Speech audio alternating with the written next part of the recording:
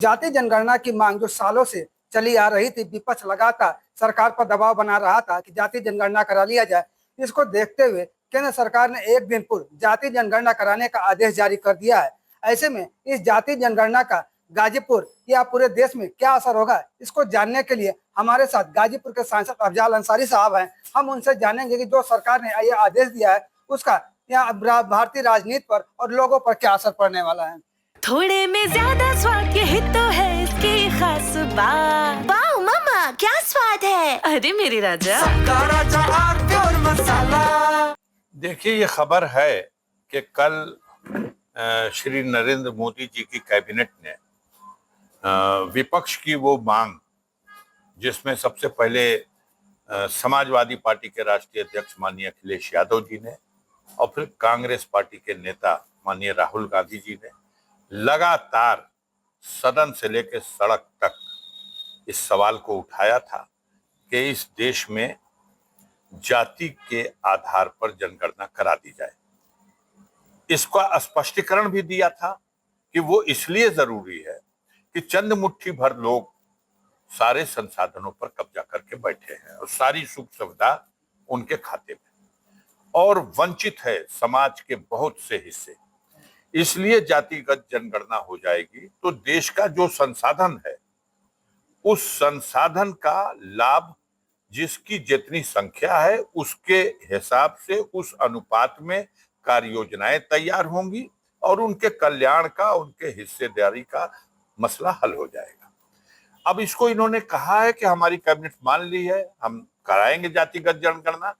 यह स्वागत योग्य फैसला है, लेकिन ऐसे समय यह फैसला लिया गया है कि आज देश में इस बात पे चर्चा हो रही है कि एक तरफ पहलगाम में जो सरकार की विफलता रही है, इंटेलिजेंस की विफलता रही है, बाहर से आकर के आतंकवादियों ने और निरीह भारत के उन बेगुनाह पर्यटकों को, निहत्थे बेगुनाह पर्यटकों को गोलियों से भून दिया। और वहां देखने की बात यह रही कि उन हमलावरों का जवाब देने के लिए हमारे पास न कोई फोर्स थी, न वहां पर उनकी सुरक्षा का कोई प्रबंध किया गया था, न कोई चेक पोस्ट थी।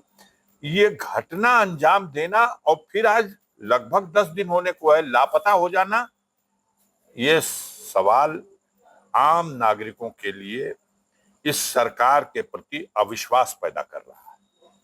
सवाल इसलिए अविश्वास पैदा कर रहा है कि चौकीदार अपनी छाती फुला के कहता था कि ये 56 इंच की छाती है और चौकीदार ललकार के बोलता था कि हम आंख में आंख मिलाकर बात करेंगे। लेकिन इस घटना के अंजाम दे देने वाले वो गुनहगार, उनको अब तक सजा नहीं मिली और देश की जनता बहुत व्याकुल है। देश के प्रधानमंत्री श्री नरेंद्र मोदी जी घटना के फौरन बाद बिहार में एक सभा को संबोधित करने चले गए, जहां बिहार में चुनाव हो रहा, और राहुल गांधी वो कश्मीर पहुंच गया, जहां अस्पतालों में जो घायल अवस्था में लोग भर्ती थे उनकी खैरियत पूछ रहा। देश बेचैन है और आप वोट मांग रहे हैं। तो ये जो नुकसान हुआ है इससे ये लोग बहुत परेशान हुए। तो इस हड़बड़ी में दिमाग डाइवर्ट करने के लिए भी इस तरह का फैसला लिया जा सकता है। और ये लोग ऐसे लोग हैं कि कब कौन सा फैसला लेंगे, कैसे लागू करेंगे, इस जातिगत जनगणना कैसे कराएंगे। कहीं इसको भी ऐसे ही तो नहीं करा देंगे जैसे ईवीएम मशीन में वोटों की गिनती होती है, जैसे महाराष्ट्र में चुनाव में, हरियाणा के चुनाव में बड़े पैमाने पर फर्जी वोटर और फिर मतदान में गड़बड़ी करके रिजल्ट बदला गया। उस तरह से जातिगत जनगणना में भी कोई उस तरह का कोई धोखाधड़ी का इरादा तो नहीं है। अगर साफ दिल से ये फैसला लिया गया है और सही तरीके से जाति आधारित जनगणना करा दी जाए तो मेरे समझ से इस देश में जो लोग अभी तक हक और अधिकार से वंचित हैं उनके हित में ये बहुत बड़ा फैसला होगा और समाजवादी पार्टी उनको उनका अधिकार, उनका उनका हक दिलाने के लिए लगातार लड़ती रहे हैं। और जब तक ये जाति जनगणना पूरी तरह से संपन्न नहीं हो जाएगी, जब तक समाजवादी कार्यकर्ता इसकी निगरानी करेंगे, देखभाल करेंगे और इसमें अपना योगदान करते रहेंगे। सांसद जी, ऐसे में अगर बात किया जाए तो अभी कुछ दिनों बाद जो है बिहार का चुनाव होने वाला है और उसके पहले जातिगत जो जनगणना की बात, जबकि बिहार में लागू हो जाता, क्या ये कोई सियासी नफा नुकसान को लेकर? नहीं, ये हड़बड़ी भी है, इतना जल्दी लागू नहीं होती, लेकिन ये हड़बड़ी है वो पहलगाम घटना की, उससे ध्यान हटाना है, अपनी नाकामी और विफलता को छुपाना है। दूसरा बिहार में जो चुनाव की बात है उसमें इससे लाभ लेना है। हालांकि वो ये उनको स्मरण होना चाहिए कि बिहार में जब राजद और जदयू यानी तेजस्वी यादव और नीतीश कुमार, इन दोनों के पार्टियों की मिलीजुली सरकार थी, इन दोनों लीडरों की, तब ये फैसला हुआ था और जातिगत जनगणना बिहार में हुई। मामला न्यायालय में भी गया, लेकिन न्यायालय ने भी इसको क्लीन चिट दे दी कि नहीं, ये जनगणना कराना इस तरह से ये ठीक है। अब उन दिनों भाजपा इसका विरोध कर रही थी, वो सदन में भी विरोध कर रही थी, सड़क पर भी विरोध कर रही थी और न्यायालय तक भाग रही थी। उसके कार्यकर्ता, उसके नेता कभी इस पक्ष के नहीं थे, तो उसका खामियाजा न भुगतना पड़े बिहार में, क्योंकि बिहार में जातिगत जनगणना उसके लिए भी तेजस्वी को वहां की जनता मानती है कि तेजस्वी सरकार चला रहे थे अपने पार्टी के, मतलब नीतीश कुमार के सदस्यों की तुलना में उनसे दोगुना ज्यादा सदस्य आरजेडी के थे और उनके समर्थन से वो सरकार चल रही थी। तो उनके फैसले थे कि बिहार में बेरोजगारों को नौकरी दी जाए, अब बहुत से बेरोजगारों को नौकरी मिली। उनके फैसले थे कि बिहार में जातिगत जनगणना कराई जाए, तो बिहार में जातिगत जनगणना हुई। अब इस समय नीतीश कुमार भारतीय जनता पार्टी के साथ है, तो उस चुनाव में वहां तो विचित्र लड़ाई हो रही ना।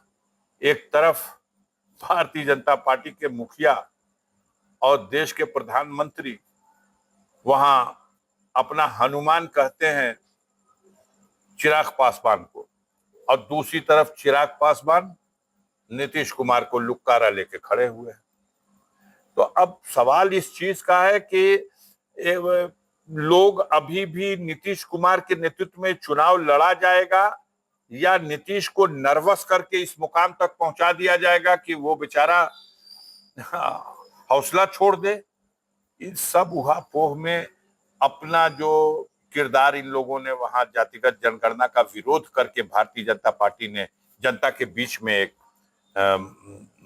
अपना प्रदर्शन किया था, उससे लीपापोती हो जाए, इसका करने के पीछे ये सब कारण हो सकता है।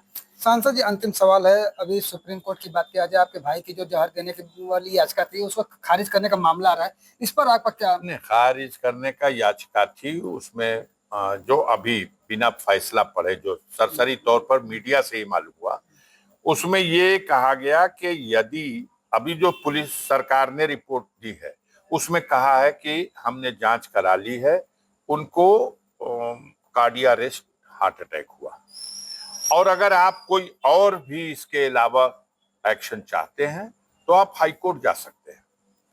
तो अब उनको हमारे वकील उसका लीगल एग्जामिन करेंगे और फिर लीगल सेल के लोग जो बेहतर और मुनासिब होगा न्याय प्राप्त करने के लिए, उसके लिए हम लोग भरपूर प्रयास करेंगे, क्योंकि यह सरकार प्रायोजित षड्यंत्र के तहत उनकी जान ली गई है और सरकार ही के मशीनरी ने जांच किया है और उसकी रिपोर्ट प्रस्तुत करके उन्होंने न्यायालय के सामने ये कहा है कि ऑलरेडी जांच हो चुकी है। न्यायालय ने मना नहीं किया, न्यायालय ने कहा कि अब यहाँ पर इस याचिका की सुनवाई और उचित नहीं है, आपको अगर कुछ और इसमें चाहिए तो आप हाई कोर्ट जा सकते हैं।